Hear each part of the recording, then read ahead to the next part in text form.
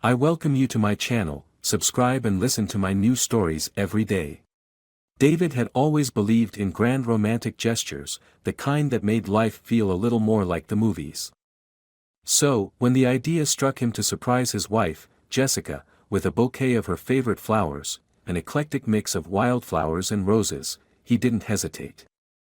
He imagined her smile, the hug she would give him, and how she would tease him for being such an old romantic at heart. He scribbled a note, "From your boy," wanting to keep it playful and mysterious.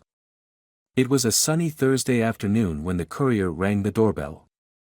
David, watching from his home office window, felt a flutter of excitement. He saw Jessica open the door, her expression brightening at the sight of the colorful bouquet. David's heart swelled with anticipation of her coming to thank him, but instead, he watched as confusion clouded her features. She took the bouquet and the note, quickly glancing around as if looking for someone watching. "Who's it from?" David heard the curiosity in his own voice as he walked up to her in the kitchen. Jessica jumped, clearly startled. She tucked the small card into her pocket, smiling too quickly. "Oh, just from a friend," she muttered, setting the flowers on the counter. "A friend?" David's brow furrowed, puzzled by her secrecy. "Can I see the note?" "It's nothing, really. Just a silly thing," she said, avoiding his gaze. David reached for her pocket, his fingers brushing against hers as he retrieved the note. Her hand shot up, gripping his wrist tightly. "David, don't," she whispered, a hint of desperation in her voice. But it was too late. David unfolded the note, his own handwriting staring back at him.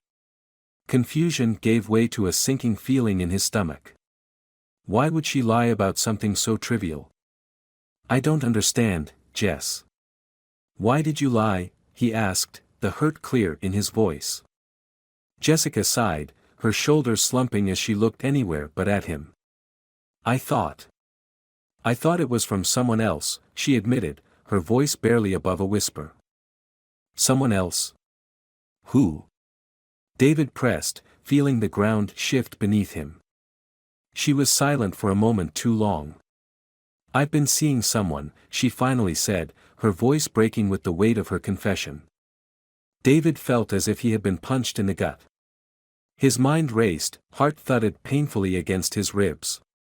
The bouquet slipped from Jessica's grasp, petals scattering across the tile floor like whispers of the betrayal.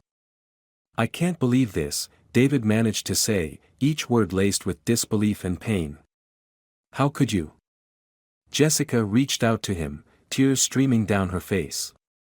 "I'm so sorry, David. It was a mistake." But David stepped back, her touch suddenly foreign to him. "A mistake? Is that what our marriage means to you?" The room was thick with tension, each second stretching into eternity. David knew what he needed to do. Betrayal of this sort couldn't go unanswered. "You need to leave," he said firmly, his voice cold, resolute. "David, please." "No. I'll have your things sent to you. We're done here." As Jessica walked out, the door closing with a soft click that echoed like a gunshot in his heart, David felt a mix of sorrow and fury. The seeds of revenge began to take root. He would ensure that this betrayal was not left unpunished.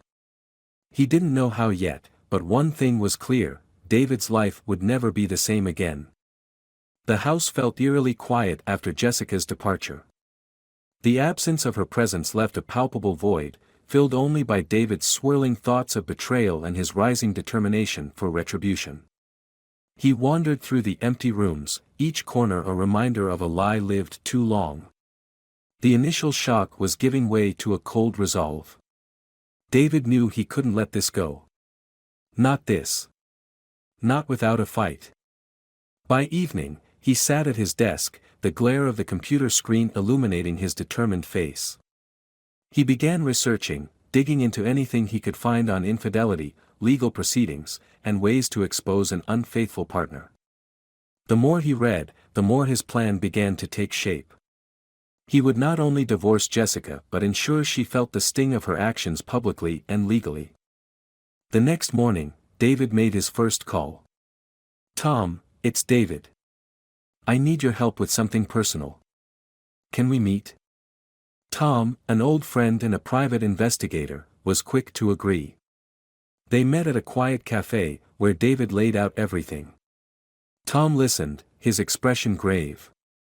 "I can look into this guy she's seeing. Find out who he is, what he's about. If you want evidence for the divorce, I can get that too," Tom offered, his voice low. "Do it. I want everything out in the open." "No more secrets," David replied sternly. The following days were a blur of activity. Tom was efficient, providing updates that fueled David's resolve. He learned that the man Jessica was seeing was named Eric, a local businessman with a reputation that was less than stellar. It was the kind of information that made David's next steps clear.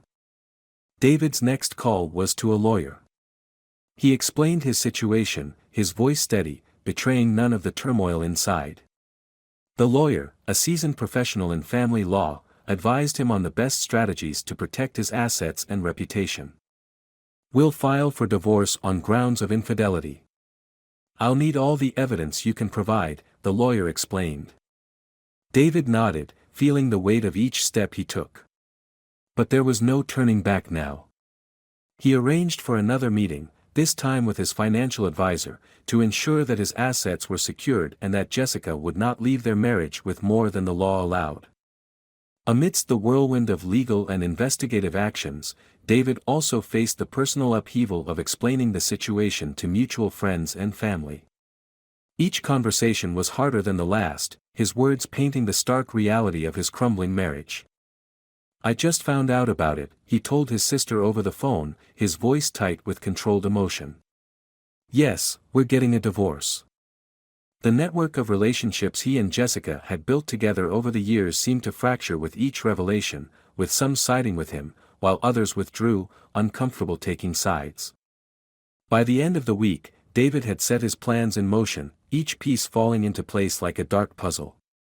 He sat back in his chair, his mind racing with scenarios of confrontation and vindication. He knew the coming weeks would bring the storm to its peak, and he was ready.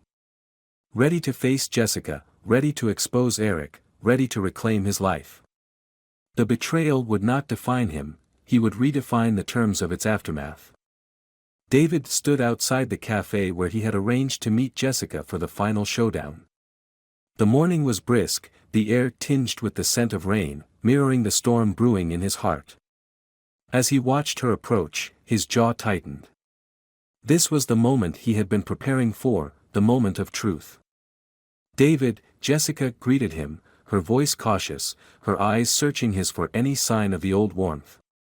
There was none. "Jessica," David replied curtly, motioning for her to sit. They chose a secluded table, away from the curious eyes of other patrons. "I've been thinking a lot about us," Jessica started, her hands clasped tightly in her lap. "So have I," David interrupted, his tone sharp. "About the lies, the deception, about how you thought you could get away with it." Jessica flinched, her eyes widening. "David, Save it. I know about Eric. I know everything," David cut her off, his words like daggers. Tom's investigation had been thorough, leaving no room for doubt. Her face paled. "I don't know what to say," she whispered. "There's nothing to say that can change what you did. But I want to hear it from you." "Why?" David demanded, leaning forward, his gaze unyielding. Jessica's eyes filled with tears, her composure breaking. "I was lonely, David. You were always working, we barely talked, and Eric, he was there. It was a horrible mistake." "Lonely? So your solution was betrayal?" David's voice rose slightly, drawing a few glances from nearby tables. He didn't care. "I've arranged for us to finalize the divorce quickly. My lawyer will contact you with the details." Jessica nodded, wiping away tears. "What about us, David?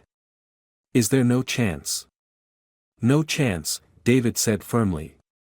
"I've already made that clear.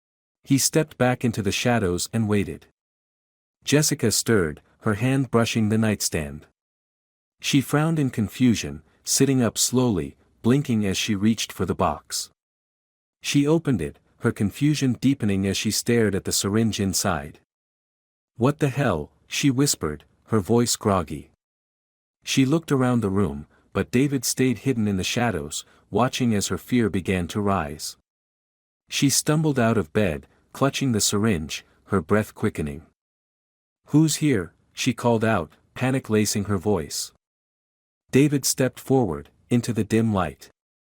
Jessica gasped, her eyes widening in disbelief. "David? What are you? What is this?" He didn't answer, only watched as she tried to make sense of the situation. "You wanted to know what betrayal feels like, Jess. Now you know. That feeling in your chest, the cold fear creeping up your spine, that's how I felt every time you lied to me." Jessica shook her head, her hand trembling as she set the syringe down. "David, this isn't you. Please, I know I hurt you, but..." "But what? You didn't think I'd fight back? You thought I'd just let you and Eric get away with everything? No, Jessica, this is just the beginning." He took a step closer, and she backed up against the wall, fear flooding her face. "What do you want from me?" she whispered. "I want you to feel what you made me feel," David replied coldly. "Every single day." Jessica's breath hitched, and her eyes darted toward the door. She was calculating an escape. But David wasn't done yet. "You think I ruined Eric's life just for show? I ruined yours too. I've made sure that every one of your friends, your colleagues, knows exactly who you are and what you did. You're going to lose everything, Jessica. Every bit of comfort, every bit of stability." Tears welled in her eyes. "David, please. Save it," he snapped. "You're not the victim here. You're the one who destroyed our life, not me." Jessica slid down the wall, her hands covering her face as sobs racked her body. "I'm sorry," she whispered between breaths. "I'm so sorry." David stood there, unmoved, his heart hardened. The sight of her, broken and afraid, didn't bring the relief he expected. He had imagined this moment so many times, her fear, her regret, but standing here now, he felt hollow. "You think an apology fixes this?" he asked, his voice soft but menacing. "No, Jess. This is where we part for good." Without another word, David turned and walked out, leaving Jessica sobbing on the floor. As he stepped into the cold night air, he felt nothing, no satisfaction, no relief. The revenge he had craved was done, but it hadn't healed the wound. He knew, deep down, that some betrayals could never be avenged, and the hatred he harbored would only consume him if he let it. But one thing was clear, he and Jessica were finished. Forever. The door to their life together was closed, locked, and shattered beyond repair.